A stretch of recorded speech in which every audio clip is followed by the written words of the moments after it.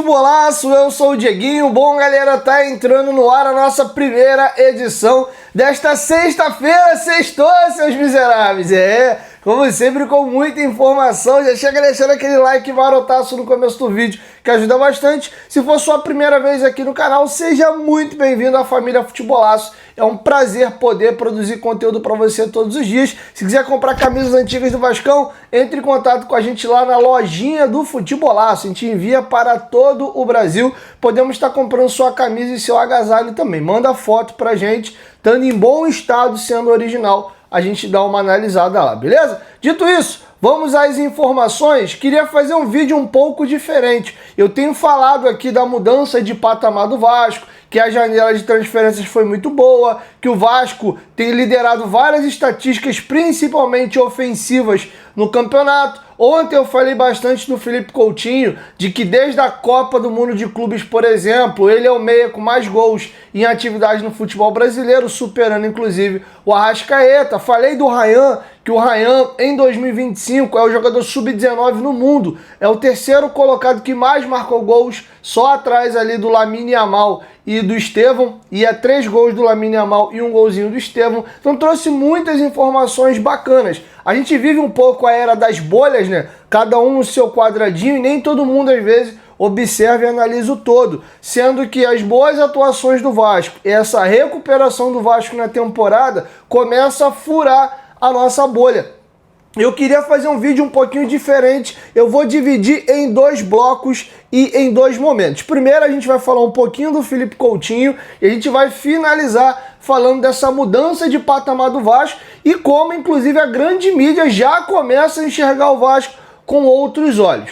Beleza? Vou deixar passando para vocês aí na tela 2 publicações da TNT Esportes ontem fazendo a provocação. E aí, o Felipe Coutinho já merece voltar para a seleção brasileira? Tem convocação para a seleção, salvo engano, agora dia 1º de outubro, tá próximo aí da nova convocação e começou-se já um burburinho aí de Felipe Coutinho. Eu vou dar a minha opinião no final, vou deixar a primeira mesa de debatedores aí falando sobre o tema, e eu vou dividir aqui em 3 momentos. Primeiro, o Grupo Globo não vai falar de Coutinho na seleção brasileira, mas vai exaltar o belíssimo momento que ele vive na temporada. Vou deixar um trecho do programa do Seleção Sport TV de ontem, e aí sim, na sequência, tanto a TNT Esportes como a Cazé TV levantam esse debate por apresentadores diferentes, alguns inclusive levando debates para os programas da casa. O André Henning meio que sozinho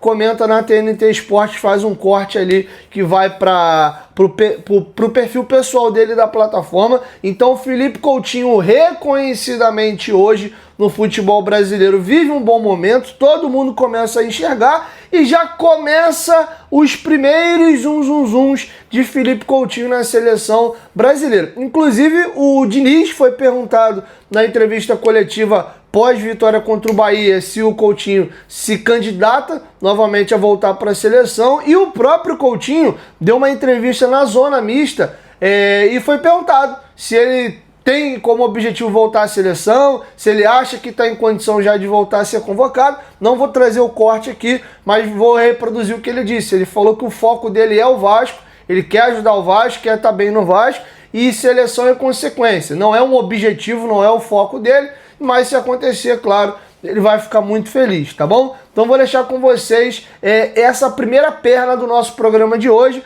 debatendo aí primeiro o bom momento do Coutinho, e na sequência a gente vai ver alguns debates e algumas discussões sobre se o Coutinho merece ou não ser convocado para a seleção brasileira, e no retorno eu dou a minha opinião sobre o tema. Confere aí. Felipe Coutinho chega em números na melhor temporada dele desde 2018, 2019 pelo Barcelona. Ele completou ontem 40 jogos, ele tem 11 gols e 4 assistências, e desde que jogava pelo Barcelona ele não tem uma temporada assim. Finalmente, acho que dá para dizer que o Coutinho engatou, tá fazendo muita diferença. Que a barreira vai virar baile agora, como diz a música. Mas a consequência, isso é consequência de um período também sem lesões, né? Exato. Que assim, ele até teve um período fora, período curto esse ano, até coincidiu, ele volta no jogo contra o CSA, a ida, na Copa do Brasil. Ele ficou alguns jogos fora por uma lesão, não sei se era coxa, não lembro, era uma lesão muscular. Mas coincide com o período que ele mais teve agora, sequência, né? Sequência sem lesões. E aí a qualidade do futebol dele é indiscutível. E aí, Sobra demais, a gente volta a falar demais. desse início. Eu fiz um comentário e agora eu acho que ele também é parte dessa melhora do futebol do Coutinho.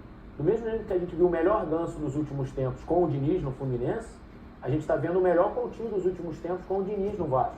Eu acho que é um tipo de jogo que potencializa o Coutinho também. Ele pega mais na bola, ele está perto do gol, o time tem a bola e aí você exatamente, sabe que a bola está sempre com o Vasco e a bola estando sempre com o Vasco, ela vai estar mais com o Coutinho naturalmente. Enfim, então é tudo parte, assim, do mesmo jeito que eu falei lá da saída, agora eu também acho que o Coutinho, essa melhora do Coutinho, tem muito a ver com o tipo de jogo que o Vasco vem fazendo. Vocês têm uma memória muito melhor que a minha. A estreia do Diniz foi contra o Lanús na Argentina, não foi? Foi, depois ele ganha do Fortaleza em casa. Exatamente. Nesse jogo, ele já fez o Coutinho tocar muito mais a bola. O Coutinho com o Carille tocava muito pouco. Quando tocava, ele dominava a bola, ou era encurralado por 2, 3 jogadores, ou era numa zona que não poderia criar nada. E essa maneira do Diniz jogar, de ter uma aproximação, o Coutinho é futsal puro. É um atleta que toca ele precisa tocar muitas vezes na bola. Em espaço curto, ele tem um jogo longo, mas gosta de espaço curto. E esse jogo do Diniz dá a possibilidade a ele de participar mais do jogo. Então esse jogo do Lanús, o Coutinho participou mais do jogo, ele vinha buscar muito o jogo, ele tocava na bola toda hora. E você tem Coutinho, com a qualidade que ele tem, a inteligência que ele tem, tocando sempre na bola, mais na bola, o Corinthians cresce. Acho que o Coutinho tá jogando no nível que há muitos anos ele não jogava, tá com uma confiança. O Coutinho é um desses caras que para todos faz, mas que para ele a confiança é extremamente diferencial, para um ótimo jogador ou para um jogador que parece absolutamente desligado, pólvora molhada. Sim. E a seleção brasileira, acho que ainda precisa de mais para a seleção. Ele precisa jogar um nível maior para jogar uma Copa do Mundo do que ele está jogando, mas é uma posição carente na seleção. Porque a gente tem de jogador de lado de campo, a gente não tem de 10. Por exemplo, hoje para você, tá? Quem tá mais perto de uma Copa do Mundo, Coutinho ou Neymar? Pô, mas não tem dúvida, não. Ué.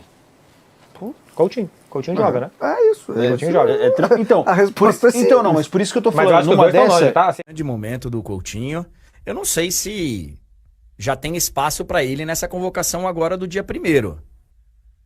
Mas sem dúvida que ele tem que estar naquela lista lá de 70 nomes que o Ancelotti disse que tem. É um jogador que precisa ser observado de perto. Porque ele tem uma característica, uma qualidade que é rara no futebol de hoje. Então, tem que ser observado sim. Tem que ser observado sim. E é aquele negócio, cara. Falta menos de um ano para a Copa do Mundo. Se o cara estiver voando, meu irmão, chegou no momento da Copa, tá voando, vambora! Vamos parar com aquela história lá de o meu grupo tá fechado, a minha panela tá fechada.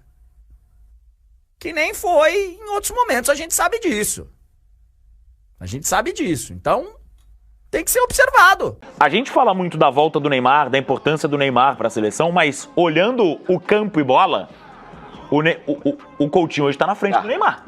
Pô, não dá nem... Muita gente tá na comparação, né? Não, tudo bem, mas é porque a gente fala assim, porque o Neymar... Cara, o Coutinho também é um cara que não tem a importância do Neymar pra seleção, beleza, não vamos discutir isso, mas é um cara de muito sucesso no futebol europeu, é um nome forte, e pensando numa seleção brasileira que hoje tem como seu, talvez, único camisa 10 articulador no Paquetá, como opção viável, eu acho que o Coutinho tem que voltar pra discussão. Muita gente fala que o Coutinho, depois do Neymar, é o segundo jogador com mais recurso técnico dessa geração. Da geração dele geração 9-2. Então, assim, a gente a gente não, né? Eu não falo isso. Mas muita gente falando que o Neymar tem que estar lá porque ele é o jogador com mais recurso técnico e ponto independente. Se tá jogando, enfim, beleza. O Neymar, pelo Santos, com exceção de alguns momentos, joga um futebol extremamente comum pro que a gente esperava do Neymar. Sim. Neymar vai vir, vai sobrar. Não vai acabar com o futebol brasileiro. Não é nada disso. Até agora a volta dele é nota 6. Exatamente. O impacto do Coutinho no Vasco é melhor. Demorou, mas é melhor. Mas hoje dá um impacto maior. Loucura trabalhar o Coutinho pra seleção brasileira? Sim. É loucura. Hoje é loucura. É loucura? Loucura é uma palavra forte. Hoje é loucura.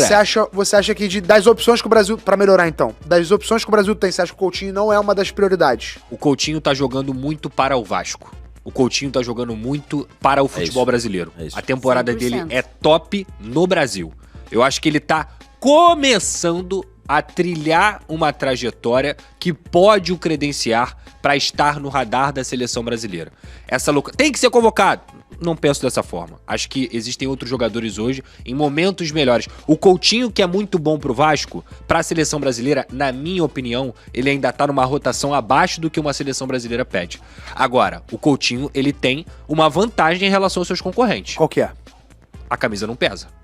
Ele já vestiu essa camisa, ele já foi melhor da Copa do Mundo, ele já foi um jogador testado com a camisa da seleção brasileira e foi muito bem. Nunca se escondeu com a camisa da seleção brasileira. Então ele tem essa vantagem, a vantagem de ter a experiência. Tecnicamente, é indiscutível. Fisicamente, ele está voltando a encontrar o seu momento. Eu acho que se ele encontrar o momento físico dele e ele repetir mais partidas como ele fez ontem, como ele fez contra o Santos, como ele fez contra o São Paulo, como ele vem fazendo, nos últimos 5 jogos são 5 participações em gol, se contar a falta que ele bateu contra o Botafogo e gerou o gol do Nuno, o momento dele é muito bom. Ele é um jogador top no Brasil. Para a seleção, ainda acho que falta a consistência física pra gente ter um jogador desse calibre na seleção. Bom, a minha opinião é similar à opinião do companheiro Lucas Pedrosa. Eu vou até abranger um pouco o tema aqui para explicar e falar sobre o Felipe Coutinho nessa sua segunda passagem vestindo a camisa do Vasco. O Felipe Coutinho, para mim, ele vem numa crescente. O Felipe Coutinho de setembro de 2025 é muito melhor do que o Felipe Coutinho de 2025 inteiro no Vasco, de julho a dezembro. Se o Coutinho vai embora em dezembro acabou o contrato, ou ele por algum motivo ali, tem mais 6 meses, mas não quero, vou para outro lugar, vou aposentar. Vamos criar um factoide aqui. Se em dezembro ele vai embora do Vasco, pelo que ele apresentou de julho a dezembro, a passagem dele no Vasco teria sido ruim.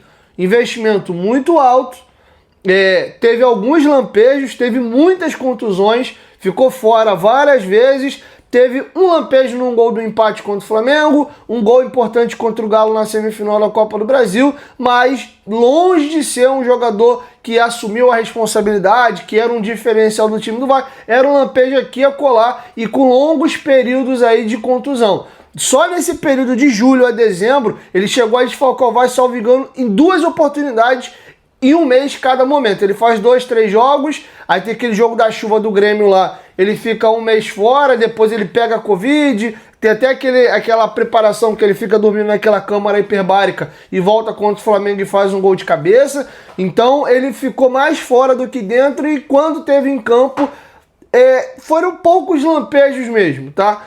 Mas o 2025 ficou para trás, ele tinha aí o 2024 ficou para trás, ele tinha o 25 e muito se debatia, vamos ver, agora ele vai ter uma pré-temporada. Jogava-se muito na conta da pré-temporada, uma temporada melhor dele. Mas eu falava, galera, tem 6 meses já, a pré-temporada são 3 semanas. Ele chegar mal o primeiro, segundo, terceiro mês, beleza, mas passou 6 meses já, ele não consegue entrar em forma.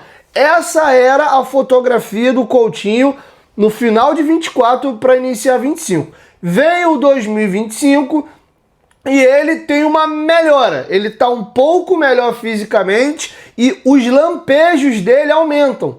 Ele faz um grande jogo ali contra o Nova Iguaçu e começa a, em jogos um pouco maiores, ser um pouco mais decisivo. O jogo dele com o Melgar na Sul-Americana é muito bom. O jogo dele contra o Puerto Cabello em São Januário na Sul-Americana também é bom. Mas ali a gente saía de um Coutinho num mau momento em 2024, com raríssimos lampejos, para ser um Coutinho que ainda oscilava em desempenho nesse primeiro semestre de 2025, mas já aumentando o repertório dele de atuações, ainda convivendo com lesões, já menos tempo do que em 24, mas ele teve uma que ele ficou de fora do jogo do Sampaio Corrêa, e se eu não me engano desfalcou o Vasco 2 ou 3 rodadas, aí ele volta, e logo um pouquinho mais à frente ele tem uma lesão no jogo que o Vasco é eliminado com o Flamengo no Carioca. É que o Vasco foi eliminado do estadual e ficou um gap ali de umas 3 semanas sem jogar. Aí quando o Vasco volta a atuar no Brasileiro,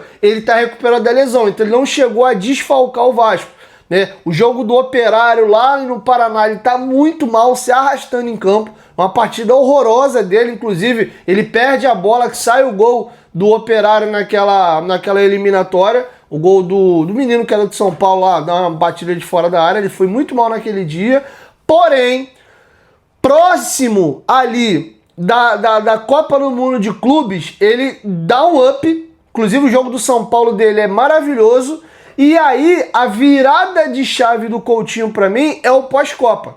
O pós-Copa do Mundo de Clubes dele é disparado o melhor momento dele com a camisa do Vasco. O Coutinho tem feito gol ou dado assistência em praticamente todos os jogos do Vasco pós-Copa. Então, a gente pega lá julho de 2024 para setembro de 2025, eu vejo uma construção. Um jogador que faz um primeiro semestre ruim, com alguns lampejos aqui e acolá. Aí o trimestre ali do Carioca, os 4 primeiros meses, ele faz um primeiro início de ano ali mais ou menos, ele sai de ruim para mais ou menos, tendo mais atuações boas do que ruins, mas ainda sem ser um jogador regular e ainda convivendo com os problemas físicos. Próximo ali da Copa do Mundo de Clubes, ele sobe mais um pouco o sarrafo, começa a jogar um pouco melhor e decidir no jogo grande, que foi o jogo do São Paulo, e o pós-Copa do Mundo de Clubes ele faz isso aqui. Só fica um adendo ainda, que ele ainda continua com esse problema físico, que a gente não sabe se é o novo normal dele, vai ser isso aí até o final da carreira, ou se a gente ainda consegue subir mais essa casinha. Qual é essa casinha que você está falando, Diego? Ele conseguir jogar 90 minutos. A gente sabe que o Coutinho joga 45 e 20 minutos ali do segundo tempo, se esticar 25, 28, ele já fica se arrastando. Foi assim no jogo do Flamengo, o Vasco estava com um a mais, ele já estava um pouco trotando ali no jogo do Bahia, mas é inegável a subida e a crescente que ele tem. E aí, para pegar o debate e o tema seleção brasileira, eu disse que a minha opinião é parecida com a do Pedrosa, em que sentido? Pro Vasco hoje, o Coutinho é incontestável, é um dos melhores jogadores do time e vive um ótimo momento. Mas pensar em seleção brasileira hoje, setembro, eu ainda acho um pouco precoce. Eu acho que o que ele conquistou ou que ele está conquistando é o direito de voltar ao radar. A galera tem que, Coutinho voltou a jogar bola. Vamos observar de perto? Vamos fazer um disclaimer aqui também e lembrar que o jogo disputado na Europa e o jogo disputado por seleções é outro patamar. A gente está falando aí do prime do futebol mundial. São os melhores jogadores do mundo reunidos em seleções e competições averas. Então, hoje o Coutinho fisicamente, e a gente vê, por exemplo, aí que ele não consegue jogar 90 minutos, dependendo dos jogos aí ele sofre um pouco, então eu ainda não vejo fisicamente para jogar nesse nível que a primeira prateleira do futebol mundial exige, e é o jogo disputado hoje em seleções. É uma correria do caramba. Agora, ele não pode ser descartado. Se ele confirmar que isso não é um bom momento, isso é o novo normal dele, inclusive ele tem potencial para jogar mais, para melhorar a parte física dele, ficar ainda mais inteiro, e quanto melhor fisicamente ele tiver, melhor tecnicamente ele vai jogar, porque ele é um extraterrestre. Então ele estando bem fisicamente, a técnica tá tudo aqui, no cérebro, então sai ao natural. Então eu ainda vejo ele com potencial de jogar mais. E se ele se manter assim, ou melhor, se ele subir um pouco mais o sarrafo dele, ficar longe do departamento médico e subir o nível físico, naturalmente ele volta a ser um jogador aí selecionável. Não vejo talvez para ser titular, mas para estar no grupo. Até porque ele não joga 90 minutos, começa o Paquetá, entra ele no segundo tempo. Então acho que ele é um jogador que volta ao radar. Convocar ele hoje, eu, Diego, não convocaria. O que eu acho que o Vascaíno tem que se ater e não pegar pilha é, cara, eu quero saber se ele tá bem para jogar no Vasco. Seleção, eu acho que é algo que é mais pra ele do que pra gente, né? Ele fica super feliz, porque é um sonho dele. E se ele vai estar feliz assim, a gente tem que torcer pela felicidade dele. Se é um desejo dele voltar à seleção, a gente faz votos que ele consiga. Mas eu acho que o nosso foco como vascaíno tem que estar no Vasco e não na seleção. Se ele for convocado para a seleção, a gente vai torcer para que ele vá bem, mas não tá no meu escopo e nem nos meus anseios. Pô, eu não vejo a hora do Coutinho ser convocado. Não, eu não vejo a hora do Vasco ser campeão da Copa do Brasil, do Vasco arrancar no Brasileiro, ir para a primeira página da tabela e brigar por outras coisas. Seleção eu vejo, eu acompanho e tal, mas é Vasco, seleção brasileira, tá bom? Então, pelo menos é a maneira que eu penso. Ele estando bem no Vasco, arrebentando no Vasco, aí, meu amigo, se ele vai para a seleção, não vai, aí já é algo pessoal dele e não é uma aspiração pessoal minha. Mas, claro, se ele for convocado, eu vou ficar super feliz aí. Mas, enfim, é um espaço que eu abri para a gente debater. Fique à vontade para deixar a sua opinião de maneira educada. Você pode concordar ou discordar. E agora a gente vai virar a chave para debater outro tema, que é o novo momento do Vasco. Hoje, não apenas o vascaíno, mas a mídia tradicional começa também já a ver essa subida de prateleira do Vasco. Eu vou entrar nesse tema, mas antes lembrar você aí que a Golcase, né, meu parceiro, é nossa parceira aqui do canal Futebolaço. Capinha de celular, comprando uma segunda sai de graça. Use o cupom que tá passando na tela aí, GOVASCO, para você garantir o seu desconto. Você pode ir na Golcase pelo QR Code ou no link que fica aqui na descrição. Eu falo muito das garrafas nossa modelo Urban, que tem a de 950ml e a de 650ml, eu acabo às vezes não mostrando. Deixa eu mostrar para vocês aqui a diferença de uma para outra. Ambas são garrafas aqui, ó, fresh. Essa aqui é uma garrafa do Boston Celtics de 650ml. Essa é uma garrafa do Vasco de 950ml, tá vendo? É o mesmo modelo, mas essa aqui é um pouco mais fina e tem a mesma altura, ela só é um pouco mais fina. Inclusive, vai uma dica para vocês, não é só Vasco, tá? A Golcase tem uma linha exclusiva de produtos aí da NBA, do Ayrton Senna, que é a galera que é fã de Fórmula 1, é muito bacana. Tem linha do Naruto, tem linha da Disney, tem linha da Marvel, tem linha da DC, tem linha religiosa, tem muitos outros itens. E o legal, o cupom GOVASCO funciona para qualquer item aí da loja, tá? Então, quer comprar garrafa térmica? Dá uma olhadinha no site da Golcase. Tem a Flip Pro de 750ml, tem a de entrada a garrafa Urban de 450, e a galera que quer um copo para tomar um negocinho, um refrigerante, uma água, uma bebida alcoólica, seja lá a sua preferência, tem também. Inclusive, são personalizáveis, ó. Então tem muita coisa legal no site da Golcase, aproveita, use o cupom GOVASCO. Lembrando, galera, são produtos oficiais e licenciados. Você comprando o Vasco ainda ganha royalties, tá? Tem mochila, tem carregador de celular, carregador portátil, é uma infinidade absurda. Vai na Golcase, não esqueça de usar o cupom GOVASCO para garantir o seu desconto, beleza? Dito isso, vamos agora para a parte final do vídeo. Eu vou deixar com vocês primeiro o Renato Rodrigues, comentarista da TNT Esportes, e bem na sequência, ai, me fugiu o nome dele, eu vou falar na volta porque deu branco. Acho ele um comentarista muito bom da Rádio Transamérica aqui do Rio de Janeiro, falando aí da importância que foi a janela do Vasco e que o Vasco hoje, de fato, é um time de uma outra prateleira. E rola a brincadeira que eu falei com vocês. Tinha uma galera aí, ó, na mão do Vasco nessa sequência aí de Flamengo, Bahia, Cruzeiro e Palmeiras. Tinha nego falando que o Vasco ia fazer 0 ponto, mas nessa primeira perna aí, nos 2 primeiros jogos, 4 pontinhos na tabela. Com vocês, o debate aí dos companheiros. Esse Vasco é um Vasco completamente diferente do primeiro turno. Porque assim, pra mim, o que eu destaco do Vasco, olhando principalmente pro jogo de ontem, até pros últimos, eu acho que o Vasco, ele vem tendo boas performances. Eu acho que o Vasco deixou alguns pontos pelo caminho que ele nem deveria ter deixado em termos de desempenho. Mas assim, não sei como, não sei se tinha grana, se não tinha, como que foi feita a questão da gestão, não entro nesse mérito, mas a janela do Vasco é muito boa, cara. Muito boa. Porque assim, enquanto estiverem em campo, os 2 zagueiros deram um outro nível. Ou você olhando pra a linha defensiva do Vasco ontem, por mais que o Flamengo no começo do jogo até começou bem, achando muito Carrascal entre linha, mas assim, você olhando pra linha defensiva do Vasco ontem, você fala, pô, já é uma outra postura, você já olha diferente. O Cuesta fez um baita jogo, de novo.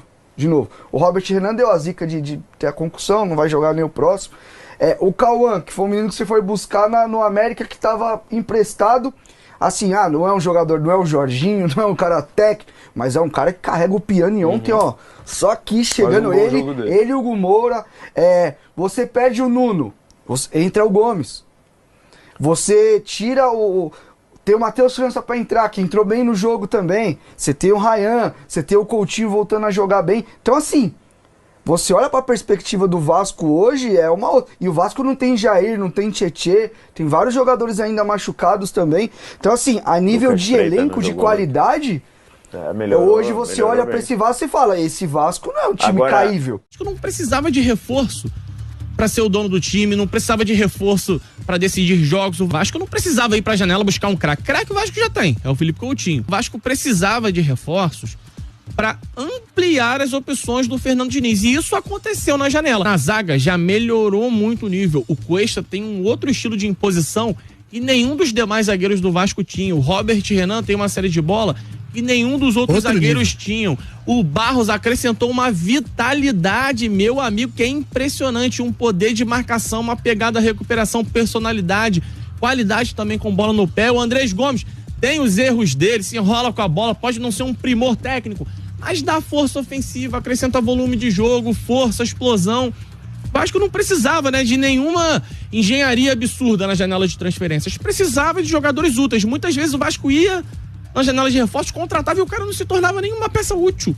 E agora o Vasco ganhou algumas opções e isso tem uma óbvia implicação dentro de campo. Isso tem um óbvio resultado imediato, que é um Vasco tendo um pouco mais de respiro, já tem uma substituição ou outra pra fazer. Quando o jogador fica de fora, já consegue trazer alguém pra equipe e a qualidade não cai tanto. O Ryan ficou de fora e o Vasco não sentiu tanto a ausência, porque o Andrés Gomes conseguiu entregar um futebol com mínima qualidade. Não tem o mesmo nível técnico do Ryan, mas consegue nivelar um pouquinho. E essa galera fez muito bem ao Vasco. Você matou o Vasco de véspera, que eu sei. Falou que o Vasco não ia pontuar nessa sequência diabólica no Campeonato Brasileiro e 2 jogos se passaram e de 6 pontos o Vasco conquistou 4. Um empate contra o Flamengo e agora uma excelente vitória contra o Bahia.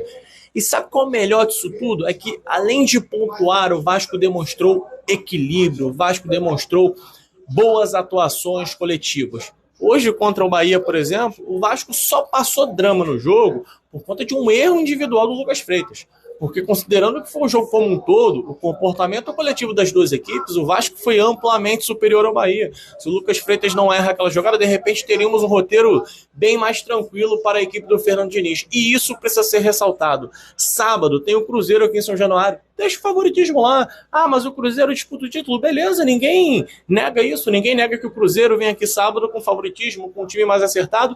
E o Vasco vai entrar em campo para competir. Para quem disse que o Vasco iria morrer de véspera, para quem disse que o Vasco não somaria pontos. Inclusive, essa é uma cobrança porque até parte da torcida embarcou um pouquinho nisso. E eu sei que não existia um otimismo tão grande para entrar nessa sequência, principalmente após aquele empate frustrante contra o Ceará. Mas, gente, futebol é jogado, é partida por partida. E o Vasco demonstrou contra o Flamengo uma boa atuação, poderia ter vencido até o jogo, não seria nenhum absurdo, e agora o Vasco contra o Bahia se impôs contra aquele que era o adversário mais acessível. Esse era o jogo para vencer. E o melhor de tudo, porque agora o Vasco ele alivia um pouco a pressão para encarar Cruzeiro e Palmeiras.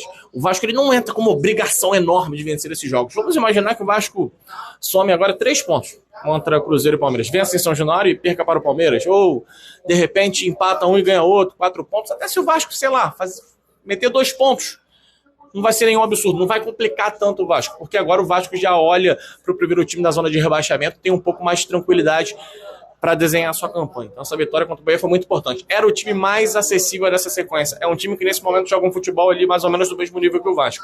E o Vasco fez o que se esperava em São Januário. Finalmente venceu dentro de casa e com uma boa atuação. Gabriel Farias é o nome aí do comentarista da Transamérica. Tinha dado um branco aqui, o trabalho dele é bem bacana. Então é isso, galera. Assim eu fecho com vocês a nossa primeira edição. Logo mais à noite eu venho com a segunda e a última do dia. E aí, qual é a sua perspectiva sobre a temporada do Vascão da Gama? Você ainda tá reticente? Você ainda tá bolado? Você ainda vê o Vasco com um patinho feio? Ou você já reconhece que o seu clube do coração mudou de patamar e hoje a gente tem já um time bem bacana que pode aspirar coisas maiores e melhores aí na temporada, beleza? Beijo no seu coração, saudações vascaínas e até a nossa próxima edição. Tamo junto!